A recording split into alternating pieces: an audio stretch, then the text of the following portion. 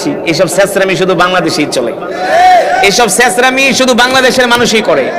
একেবারে ছোট লোক, কাঙ্গালি বাঙালি, যত দুই নম্বরই, যত ছেঁচড়ামি, মানুষকে যত কষ্ট দেওয়ার ফন্দি সব বাংলাদেশের মাঝে আছে।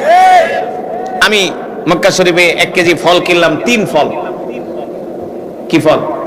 বাংলাদেশের প্রায় 900 টাকা।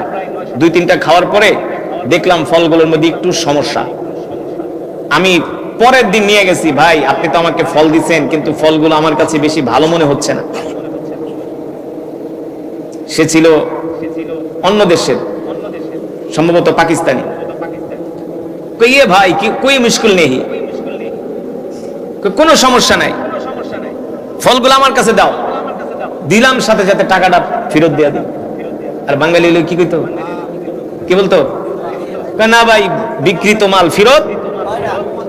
যারা এনে ব্যবসায়ী আছেন তারা আবার রাগ করতে পারেন, বিক্রিত মাল ফেরত। আর ফেরত দিলেও ওর কলিজা একবারে ছিঁড়া দিত গা, ধমক মারতো 6টা। ওখানে নিয়ে এসেছেন কেন, সাথে সাথে আনলেন না কেন, টাকা ফেরত দিব না। অথবা মাপ তো কয়টা খাইছেন, এই কয়টার দাম কম রাখবো, বেশি রাখবো, তারপর বাকিগুলোর দাম দিব।